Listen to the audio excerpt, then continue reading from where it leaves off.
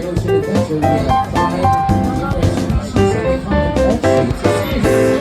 And now, it's time to meet 2 of them. First, we have a female bottlenose dolphin, and this is Nala. Next up is a male bottlenose dolphin. Everyone, meet Enzo.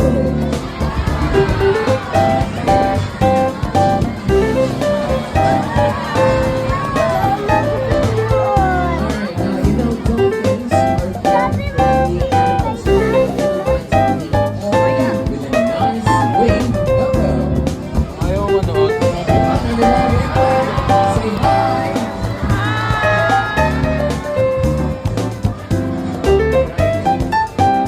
Okay. Now, whales, dugongs, and dolphins are not fish. Okay? What's your right name are mammals, just like you and me. How can you tell? First, let's take a look at their tails. See, a fish moves its tail side to side, right? Right? So you show us how they do it. So how does a fish move? So look at this, folks. Basically, that's how a fish would move, right? Tails go from side to side. But it's really different with the dolphins. You see, their tail moves powers them through the water. When it moves right, that's a swimming line. Right. And you know, on its best days, it is swimming at a speed of 9.6 kilometers per hour. Now, dolphins can reach speeds of up to 40 kilometers per hour. Alright, now what? Enzo, are you ready? Hit it!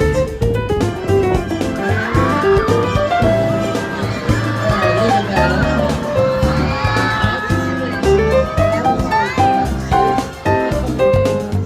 You know what? We're not done yet. There's more, right? And get ready for the most amazing feat. Now, do you know Michael Jackson? Yes, Michael Jackson. Okay. What's that famous movie that goes backward? What do you call that? The moonwalk. That's right. And you know the reason I brought that up? Because dolphins can also do it. They can walk on water.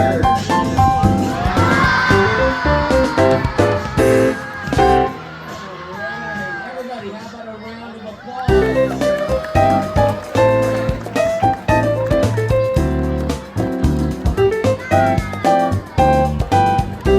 Alright, so fellas, working with these amazing animals and a privilege. Making new friends is always fun. That's why we invited a special guest to come down to the boat and meet her dolphin friends.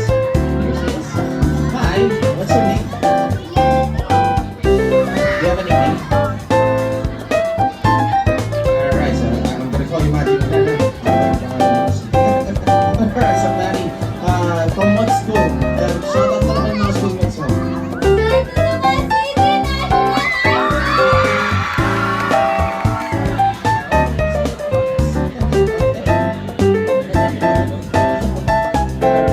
So Maddie, ready to know you ready to meet the dolphins?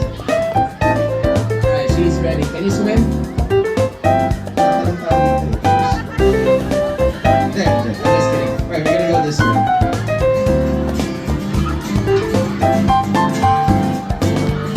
Enzo. Ayan, hi Enzo.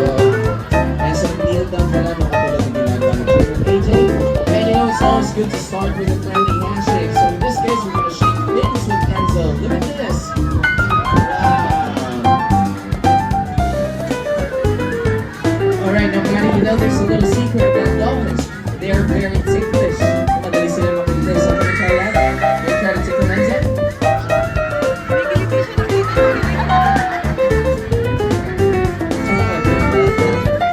Okay, alright, now Maddie, now that you and Enzo are best friends over, let's play a little game. So we're going to teach you some hand signals. That's how you communicate with our dolphins. Now let's look at your index fingers. Ito mo. Ayan, di ba? Tapos pagkain mo lang yan. Galagawin mo lang. Sige.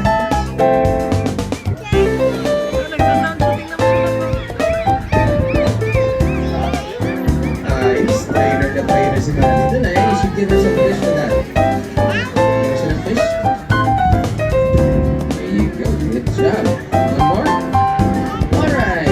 Now you know dolphins are not just great singers, but they're also great dancers. So Maddie, gusto mo masayaw ni Enzo, ha? Okay? Good. Alright. Maddie, good tayo. Everybody ready? Alright, Marshall, music please.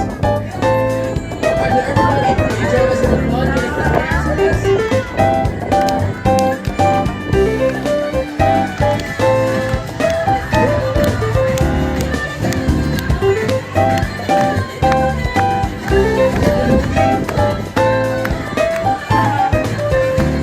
And turn.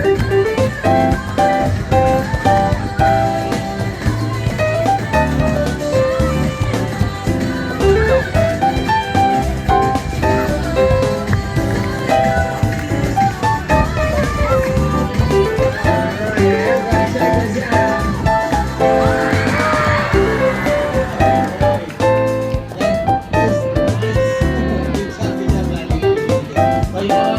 Okay, dito tayo sa gitna.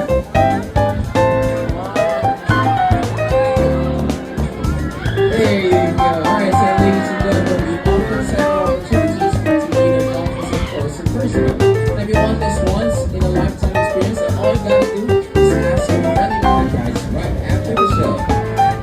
Okay. Ready? Huwag ka upo. Dali mo kayo. Thank you so much, Enzo.